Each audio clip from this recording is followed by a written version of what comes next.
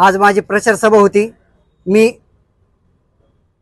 बारामती लोकसभा उमेदवार शरदराम पवार। आज बघताय माझे कष्टकरी वर्ग सर्व माझ्यासाठी त्यांचा सर्व व्यवसाय सोडून आज एक गरीब रिक्षा चालक आपल्यासाठी कोणतरी रस्त्यावर उतरलाय याकरता सर्व उमेदवारी अर्ज भरण्याकरता आले होते। परंतु आपण बघतोय महाविकास आघाडी आणि महायुती या दोन्ही उमेदवारांना प्रचार सभा घेण्यासाठी त्यांना परवानगी मिळाली, परंतु मी एक गरीब रिक्षा चालक असल्यामुळे मला परवानगी या सरकारने दिली नाहीये। मी एवढंच सांगू इच्छितो की मी पण एक भारतातला नागरिक आहे आणि मला पण डॉक्टर बाबासाहेब आंबेडकरांनी संविधानामार्फत मला पण निवडणूक लढवण्याचा अधिकार दिलेला होता, परंतु हे सरकार नी आज माझी परवानगी नाकारली। त्याबद्दल माझे सर्व रिक्षा बांधव, फूड डिलिव्हरीवाले, फोर व्हीलर ड्रायव्हर, स्विगीवाले आणि टेम्पो चालक आणि इतर कामगार वर्ग हे सर्व माझ्यासाठी आले होते, परंतु माझी प्रचार सभा ह्या लोकांनी होऊन दिली नाही।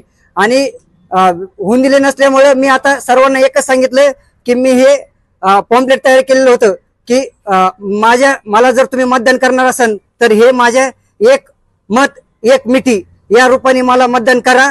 मला उत्स्फूर्त प्रतिसाद दिलेला आहे लोकांनी आणि लोक मला मिठी मारून निघून गेलेले आहेत। मी ह्याच्याहून एवढं सांगू इच्छितो की ही लढाई गरीब विरुद्ध श्रीमंत अशी तर नाही ना। जर तुम्हाला पैशावाल्यांना जर परवानगी भेटू शकते तर माझ्या सर्वसामान्य रिक्षा चालकाला का परवानगी भेटू शकत नाही? मी एक सर्वसामान्य घरातील शेतकरीचा मुलगा आहे म्हणून मला परवानगी नाही का? जर तुमच्याकडे पैसा असेल आणि जर तुम्ही पैशावाल्यांना जर आज तुम्ही बघा सगळीकडे त्यांनी सगळीकडे ट्रॅफिक जाम केले, परंतु माझे रिक्षा चालक आणि टेम्पो, स्विगी, झोमॅटोवाले सर्वांनी एका शिस्तीत रिक्षा लावून त्यांच्या फोर व्हीलर शिस्तीमध्ये लावून प्रचार सभेसाठी जिथं आम्हाला हक्काचं ग्राउंड दिलेलं आहे तिथं आम्ही प्रचार करण्यासाठी आलो होतो, परंतु नाकारल्यामुळे माझा हा सर्व कामगार वर्ग नाराज होऊन मला मिठी मारून निघून गेला आहे। मी एवढंच शासनाला सांगू इच्छितो की जर तुम्ही जर अशी गरीब लोकांची जर हे करीत असताल आणि जर मोठ्या लोकांना जर तुम्ही परवानगी देत असताल तर मी माझा लोकसभेचा अर्ज भरावा का नाही भरावा? जर माझ्या नावात दोन पवारांना जर परवानगी मिळते तर ह्या तिसऱ्या पवारांना परवानगी का नाही? मला ह्याचं उत्तर शासनाने द्यावं आणि जर हे जर उत्तर दिलं नाही तर मी फॉर्म भरू का नाही हे तुम्हीच मला इलेक्शन आयोगाने मला सांगून द्यावं। कारण की आपण बघतो हे कष्टकरी वर्ग आहे आणि इथं आमच्या मागण्या कुणी मांडत नाही, म्हणून मी एक सर्वसामान्य रिक्षा चालक म्हणून लोकसभेसाठी निवडणुकीच्या रिंगणात उतरलो होतो। मला आधी वाटत होतं की बाबा आपण पवार होणार आहे, कालच्या बातम्या लागल्या सगळं बघितलं, पण कालच्या बातम्यानंतर जर एवढे इन्पेट होत असेल तर आज मी ही लढाई जे मला परवानगी भेटली नाहीये यातच माझा विजय असं मी समजतो।